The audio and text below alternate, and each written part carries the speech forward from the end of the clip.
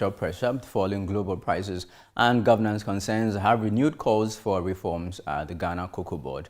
The debate follows weeks of public discussions on the future of the cocoa sector after the decision to cut the cocoa producer price. The following report has more. At the center of the debate is the producer price, the amount paid to farmers per 64-kilogram bag of cocoa. Recent changes linked to global market volatility have raised concerns among farmers and industry players. Many say the price instability exposes weaknesses in COCOBOD's financial model. Ghana and Côte d'Ivoire produce more than 60% of the world's cocoa. But failing international prices, climate changes, and rising production costs have squeezed the sector. Analysts also point to COCOBOD's past reliance on syndicated loans to pre-finance cocoa purchases, warning that this has increased its debt burden and financial risk. Speaking on the big issue on ChannelOne TV, President of Imani Africa, Franklin Kujo, called for cocoa farmers to form cooperatives to strengthen their bargaining power with COCOBOD. I do not understand why the state should be playing the role of collecting cocoa bags from farmers and then claiming they want to sell to outsiders, and then they cream off 30%. And then the whole edifice, and then the COCOBOD is always living large at the expense of farmers. It should never happen. Okay. The best way to solve this matter is to dismantle, in fact, restructure the whole COCOBOD. The COCOBOD, if you still want it to play a role, should get about maybe 5% or 8% of the proceeds, and let the 92% go to farmers. The farmers should form cooperatives, by the way, and get this thing going. Okay. I do not like this what I call interventionist that is just screaming on the back of heartbreaking farmers. Former head of public affairs at COCOBOD, Fifi Boafo, welcomed government plans to revive the Producer Buying Company Limited, but urged authorities to reverse the decision to suspend cocoa roots projects. Resourcing PBC is fine, but government must be clear on exactly what it intends doing.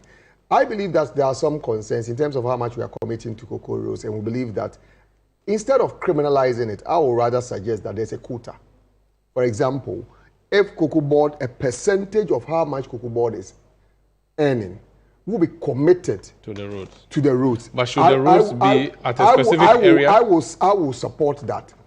I will not, because there are some places, unless there will be a clear commitment on the part of government that the roads in these communities will be constructed. You know what, Ghana, our road construction has not been about putting our money where our mouth is. It's about who can lobby better and getting their roads fixed.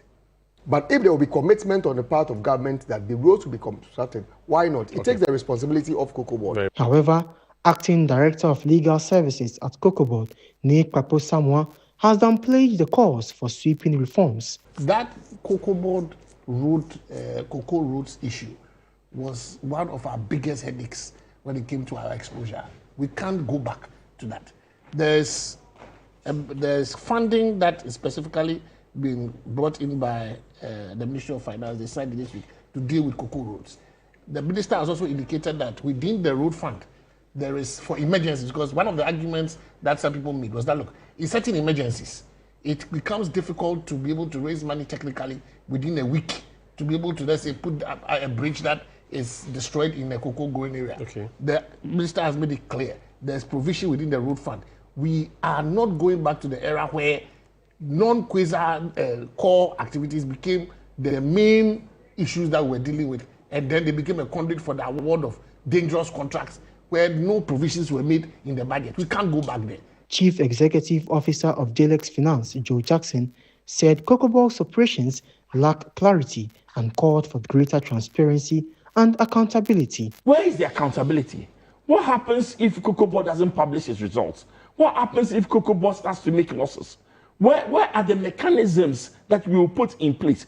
If there's a reform, I want to see written in that law, if COCOBOD makes a loss over a certain period, there should be an automatic adjustment, just like we have a fiscal council for this country's finances. Where are the constraints on COCOBOD? Same thing. And then take out all those non-core issues. Cocoa roads, I'm sorry. There's a ministry that does roads. Host of Good Evening Ghana, Paul Adomotri, has also proposed a bill to be laid before Parliament to engage stakeholders and address structural issues within COCOBOD. I think that the step in the right direction is bring a new bill to Parliament. That's one way, to the extent that civil society and industry people will be invited as part of Parliament's processes in completing the bill, especially at the second reading stage where these things can be allowed. They should do enough and extensive engagement with stakeholders. At the end of the day, what decisions have been made and how they impact COCOBOD's operations should be made sufficiently transparent.